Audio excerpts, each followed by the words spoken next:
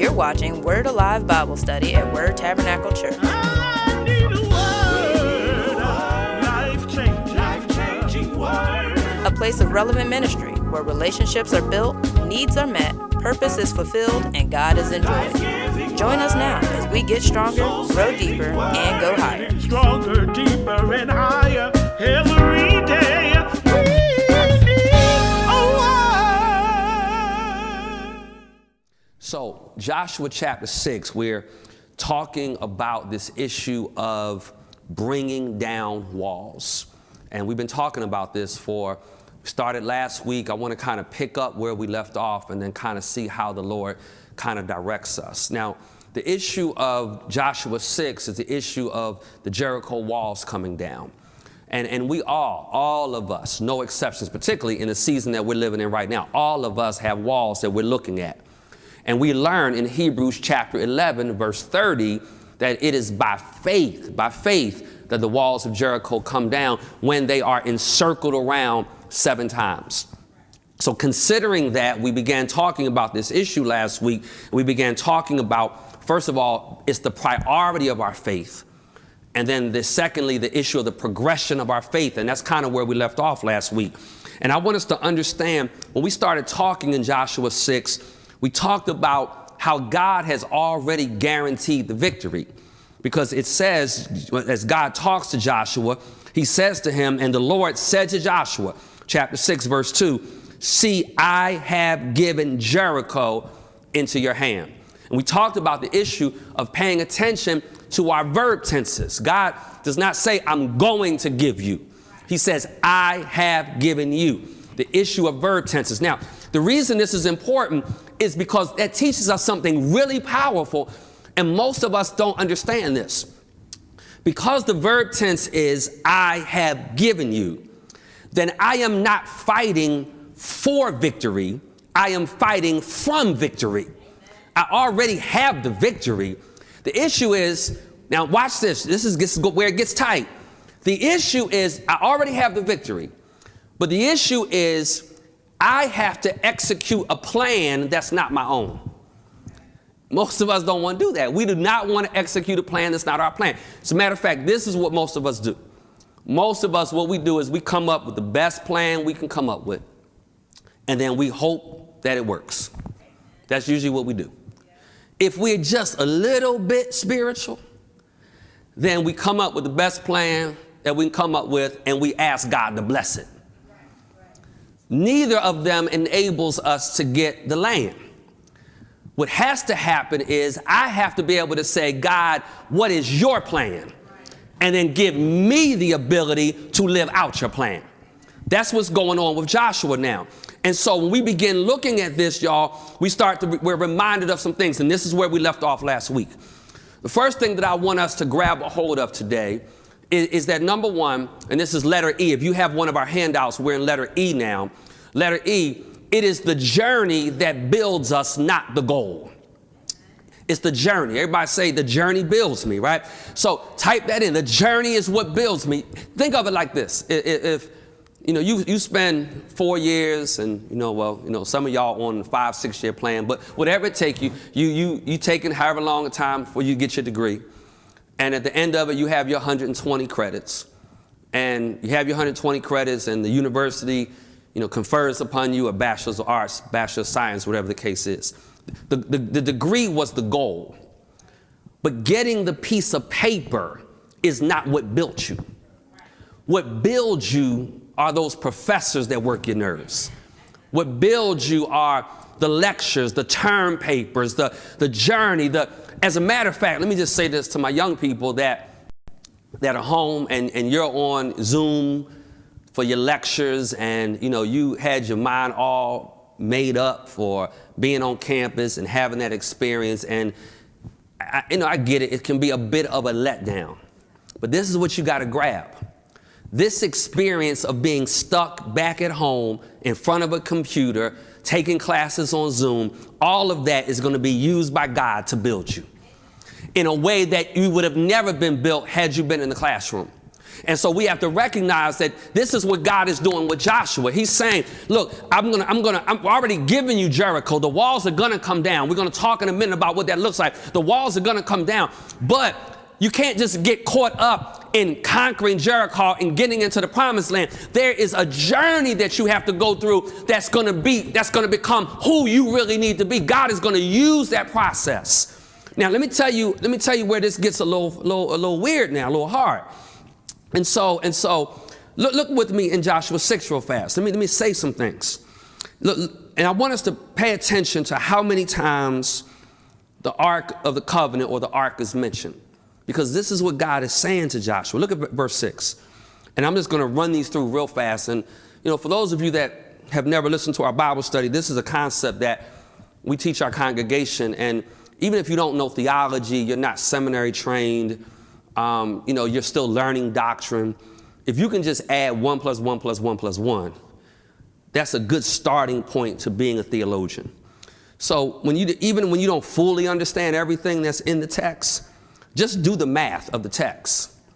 And as you do the math of the text, you start saying, wow, there is repetition there. This thing keeps getting repeated over and over again. This text must be about that. So look in Joshua chapter 6, verse 6. Joshua 6:6, it says, so Joshua, the son of Nun, called the priests and said to them, now watch how many times the ark is referenced. Take up the ark of the covenant. Let 7 priests bear 7 trumpets of ram's horns before the ark of the Lord. Verse 7, and he said to the people, go forward, march around the city, let the armed men pass on before the ark of the Lord. And Joshua, and just as Joshua had commanded of the people, the 7 priests bearing the 7 trumpets of ram's horns went forth, blowing the trumpets with the ark of the covenant of the Lord following them. Verse number 9, the armed men were walking before the priests who were blowing the trumpets, and the rear guard was walking after the ark.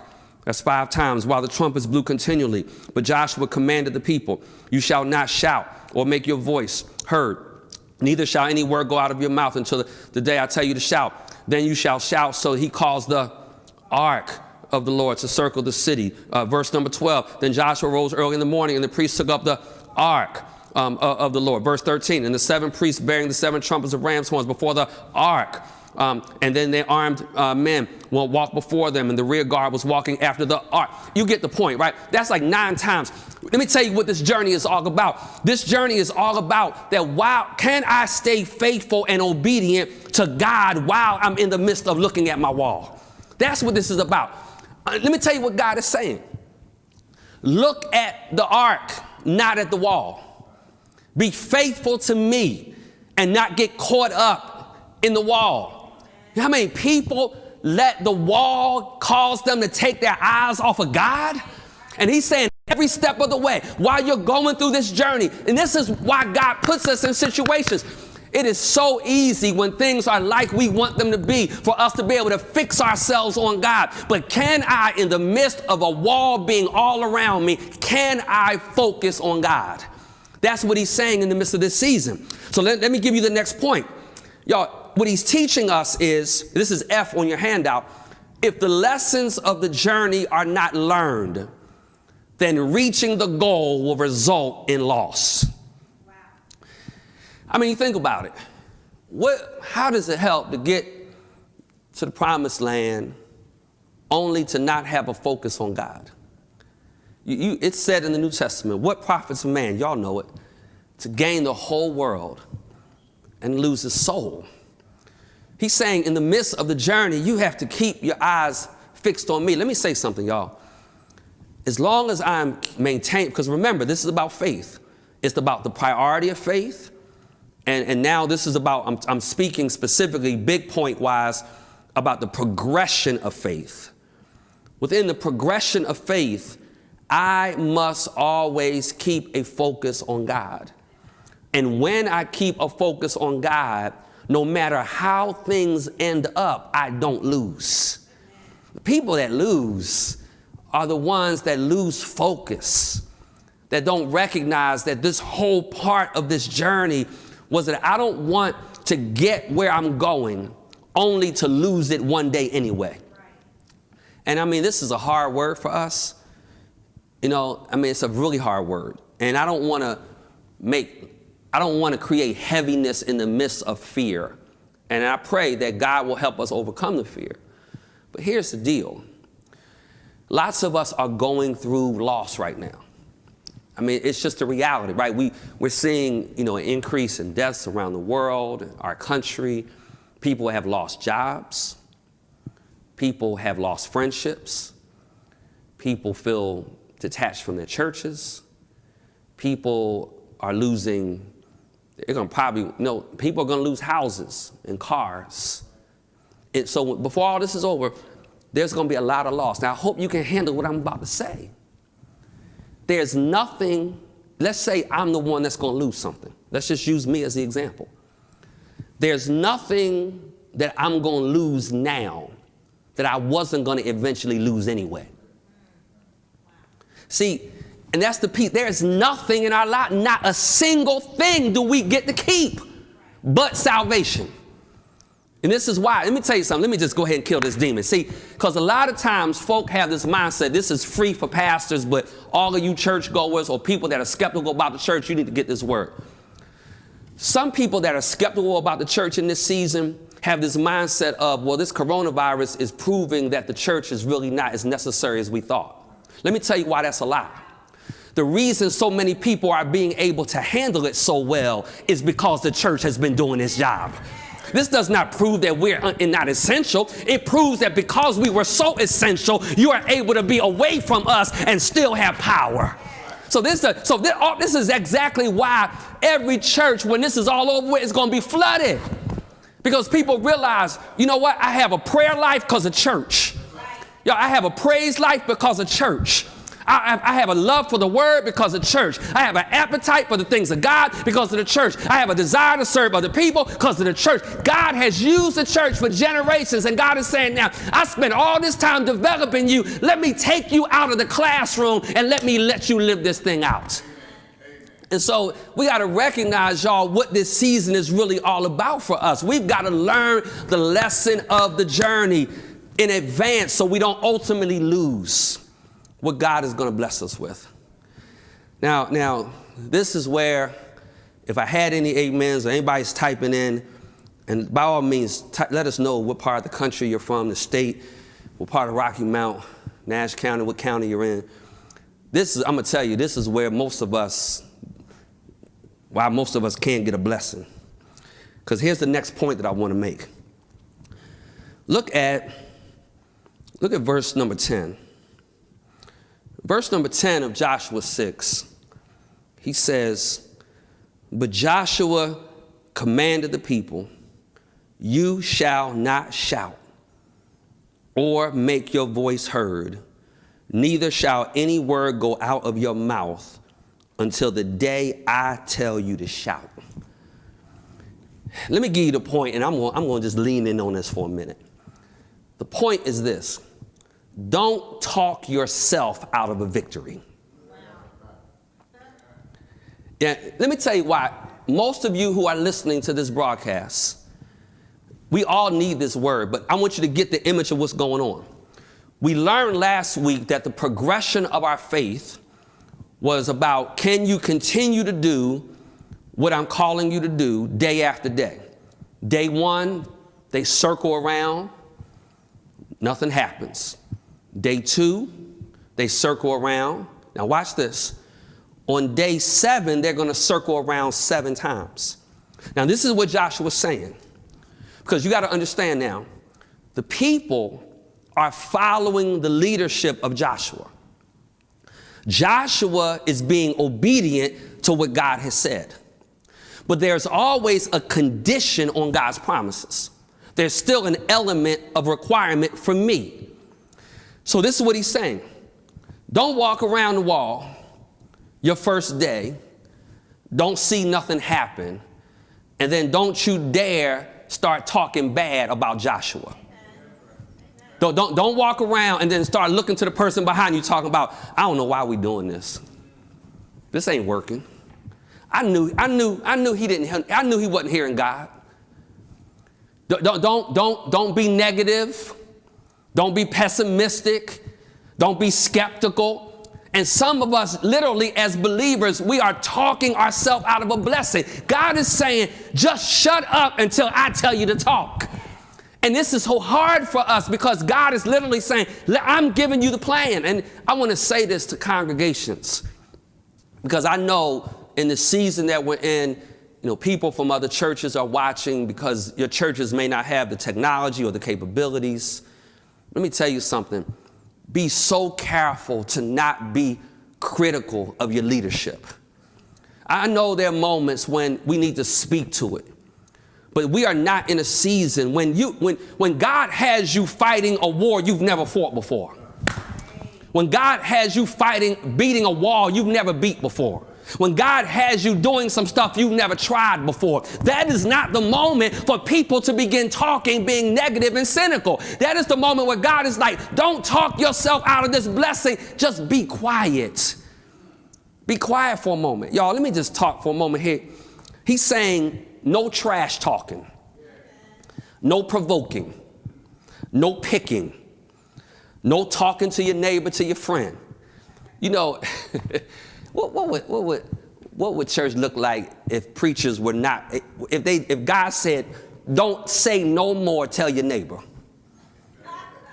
He said, stop sharing anything with your neighbor. Just look at me, follow me, pay attention to me, be obedient to what I'm calling you to do. He said, just focus on that. And that's what he's doing, y'all. Can I remind us about how powerful our words are? And our words should not be used. First of all, we need to be selective to when we talk anyway. And then secondly, when we are going to talk, it needs to be talking in the direction of making something come down.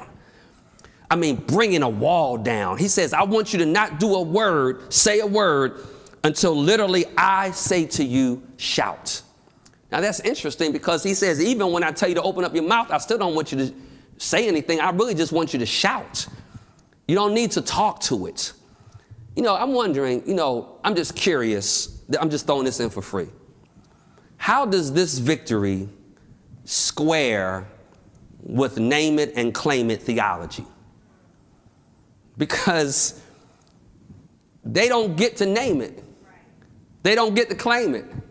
All they get to do is be obedient. And I think there's too many times where we want God to bless us, but we want to just speak it out. We want to open up our mouths. And God is saying, all I really want you to do is shut up and be obedient. And I really believe that God has us in this season where he's just saying, shut up and be obedient. All of that is the progression of our faith. This is, the progression of our faith is, can I keep doing this thing and be obedient? Now, watch the last part of it, because we talked about the priority of faith. We talked about the progression of faith. But the third aspect of pulling down walls is the perseverance of faith. The perseverance of faith. Can I persevere? This is why God sends them on a mission, walking around the wall 7 times, and then on the 7th day, do it 7 times to see if you can persevere. Now, let me give you the point, and let me just kind of minister for just a moment. Here's the point. The point of the perseverance of faith is this. We must continue. Everybody say continue. We must continue when nothing seems to be happening. Get in your spirit. Day 1, I walk around, I look up, wall's still there, nothing happened. Day 2, I look up, nothing happens. And God is like, and don't even talk about it. Don't you dare open up your mouth. Well, I tried that. I tried to talk to him. He said, no, shut up. Just keep doing it. God, I don't know who this is for. But so many times we become so disheartened and so frustrated because I know that I'm doing what God has called me to do. But then I look up and another day has gone by, another week has gone by, another month, another year, and nothing has happened. I'm here to tell you prophetically, God is saying to you, keep on doing it even when nothing is happening. This is why it is bad theology when people tell you, well, just pray about it and leave it with God. Because if you keep talking about it, then it's going to mean that you have a lack of faith. Me keep talking about it is not a lack of faith. It is evidence that I have faith. Because when I keep talking about it, it's because, God, I know you can do it. God, I know you can fix it. God, I know you can restore. And I don't know who I'm talking to, but there are families that are stuck in houses together, stuck spending more time together than you ever have before. And I'm convinced with everything in me, God is like, all of those things that you've been doing and trying that have not worked, I want you to keep doing it, keep trying it, because I'm a God that is sovereign. I'm a God that can work everything. And when it's all said and done, I am going to bring victory. And so I want to encourage us. Too many times, man, I'm convinced, I talked about a little bit this last week and was kind of ministering this with my folk, and this has been kind of in my spirit. But man, we gotta grab this. I really believe God is like, you're gonna have to keep doing this to prove to me you can persevere. Let me just say something. Because and this is no indictment on any ministry doing anything that they're doing, because I believe we're all doing the best we know how to do. And we all have to make decisions, every church in their own context and with their own conscience. And when it's all said and done, God, I do believe I did what you told me to do. But, I record this in an empty room. But from a perspective of teaching and preparation, there's no difference. Because God is saying, if it took a full room to get you to be faithful to me, then you were never called to it anyway. If it took, you know how many times we do for people and they don't even say thank you? And then we get offended. You think about it, let me just call you out. You think about it for a moment. I did this and he didn't even say thank you. Why? So if it was in your heart to do, why does it matter if they said thank you? We have to do what is right. This is what I'm trying to get us to grab. We must do what is right regardless of how people respond to it. If God has called you to it, if God has called you to a life of obedience, then be obedient even if you don't get results. We become so thin-skinned, man, and that when somebody doesn't pay me attention, doesn't pat me on the back, then suddenly we want to just kind of give up. We've got to continue when nothing seems to be working. When I don't even get, do you know how many Old Testament prophets preach day after day and saw no conversion, saw nobody saved? No, quite frankly, moments like this, guys like me need it. Because, we've had Sundays where we had to minister, we only had 50 people in the room. Guys like me need that. Because the average church in America, that's all they have on Sunday. It's 50. And then next Sunday, it's going to be 10. And it's lots of pastors that preach every Sunday to 10 people. I love how God is saying, you know what, I'm just going to kind of level the field. And I'll get a real evidence of really who's been called to this thing. And so if I can dress, tie my tie, spend hours preparing a Bible study when thousands of people listen to it in front of me, I can do it when the room is empty. Because if what God has called you to do, regardless of what the outcome is, just this is what I want you to get in your spirit. Keep circling the wall. Just keep circling the wall.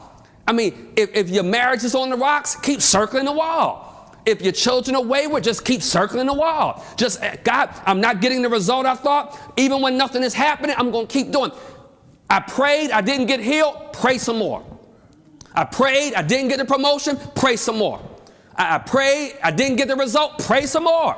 I gave and I'm still broke, give some more. I served and nobody said thank you, serve some more. Keep circling the wall until God gives you the victory.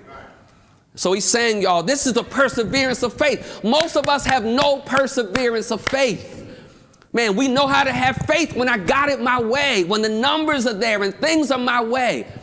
But what about, can I say something that some of y'all not going to like? But here's the deal. When that moment happens, when your company is like, look, I can't pay you what we used to pay you, but to get through this, I got to cut your salary by half. Are you going to be able to keep circling the wall? Or is it going to finally be determined that it was never about what you were doing, it was always about what you were getting out of it? Because that's going to happen in some people's lives. And so we got to recognize, y'all, that at some point, I mean, look, this is just real talk. You know, most churches, you know, I'm meeting with pastors all over the nation, literally every day. And for many churches, the first place they've cut is their music department. Because, you know, the pastors are sitting in their offices, you know, on Facebook, on live, and, you know, their office, and it's just them. So they don't need, you know, the instruments, because they can't have the instruments because it's just them. And so that's one of the first places they've cut. And here's the issue, y'all. If your heart is really right, even if the church is at a season to say, I can't pay you, you should be at the instrument anyway. Amen. Or is it that I was only continuing, I need you to get it, I was only continuing because something was happening. But the moment something no longer happens, I stop. And if that's the case, you still be looking at the wall. Here's the second point to this issue of the perseverance of my faith. The second issue of the perseverance of my faith, and I'll be done this sheet in a minute. It'll be a shorter Bible study. Here's the second issue of the perseverance of my faith. We can measure the size of our commitment by what it takes for us to give up. We can measure the size of our commitment by what it takes for us to give up. Let me just ask you this question. What does it take for you to walk away? What does it take for you to say, I don't want to be married anymore? What does it take for you to say, I don't want to be a part of that church anymore? What does it take for you to say, let me just say this, look, y'all, as for me, I don't worry about, what members will be here, what members won't be here when it's all said and done.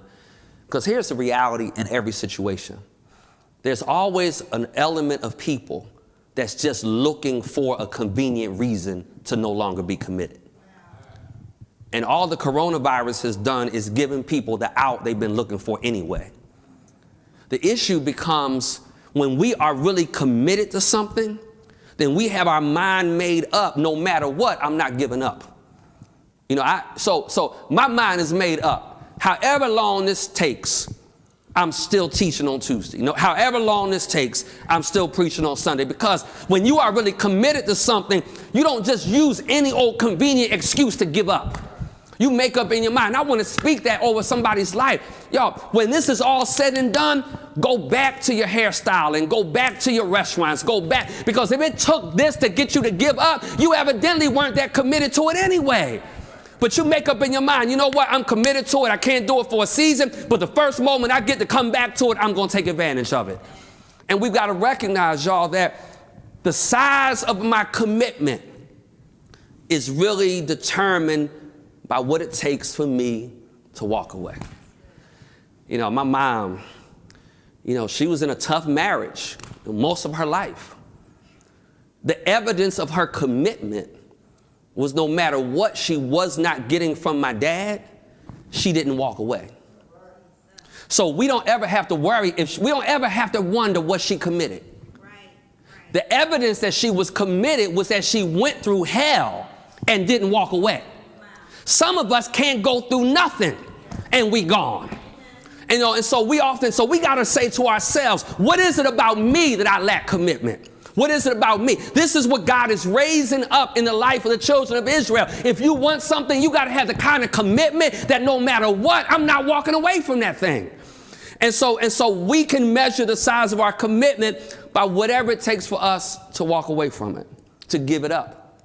And so marriage is shaky, on shaky ground right now, and you're ready to give it up. I'm going to tell you, it says more about your commitment than it does what you're going through.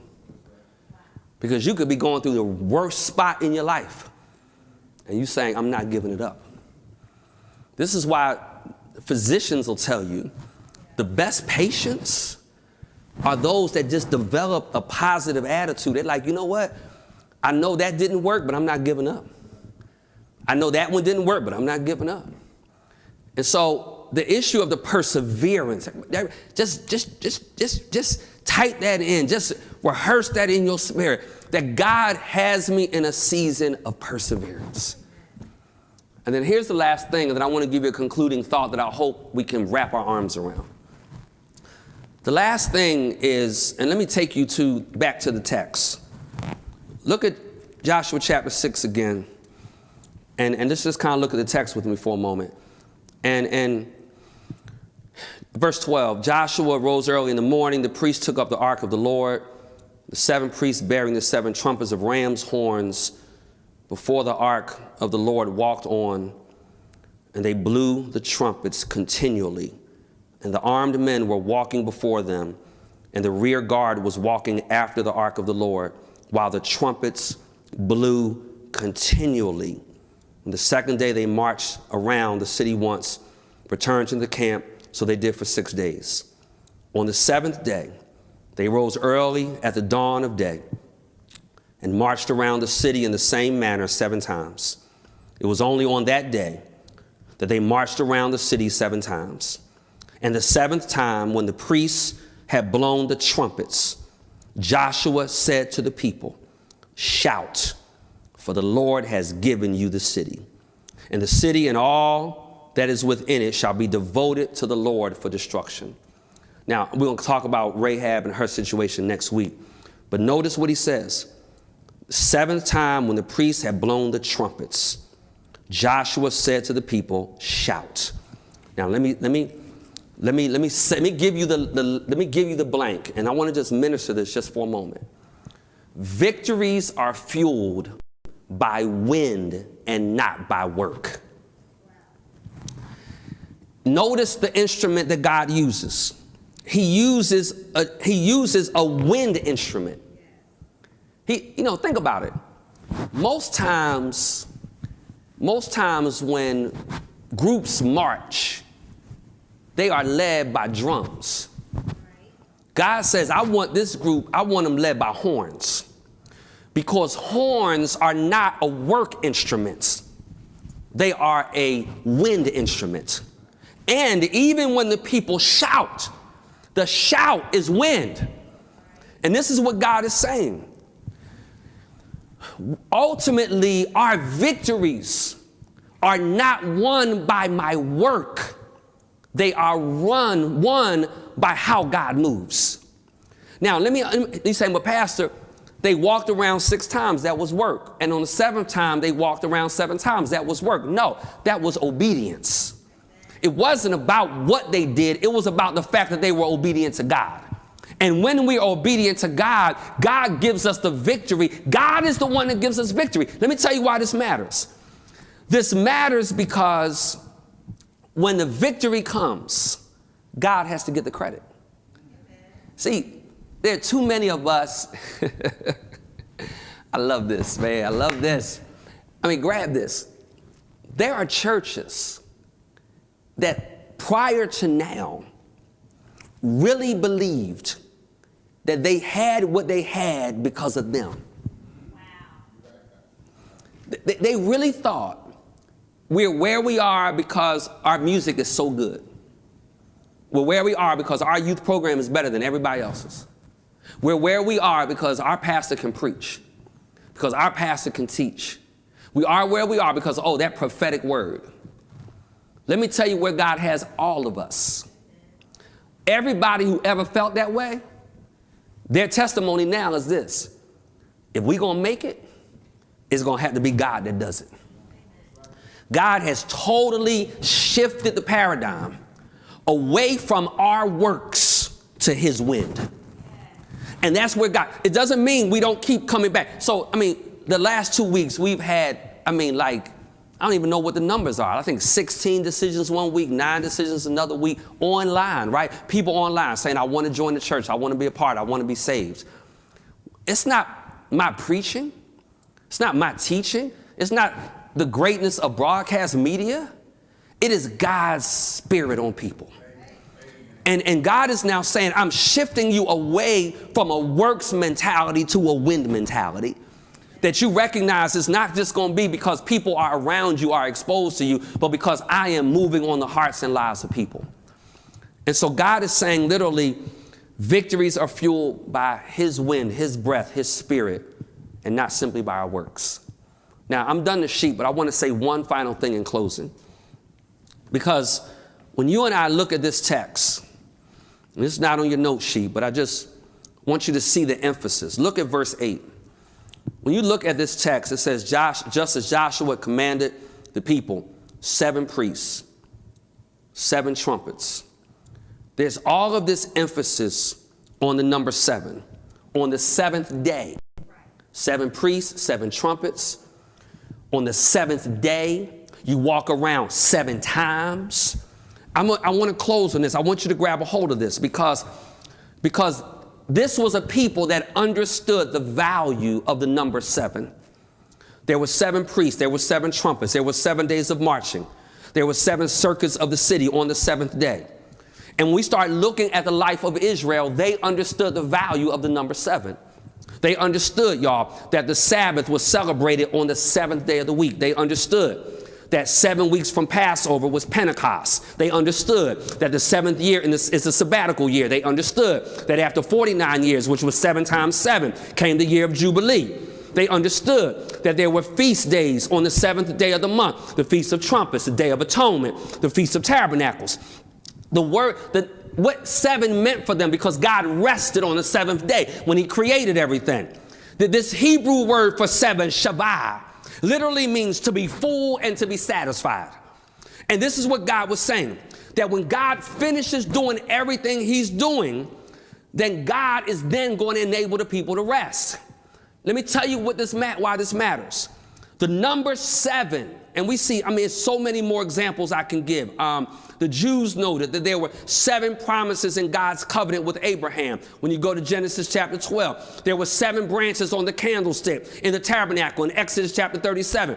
Anything involving the number 7 was sacred to them.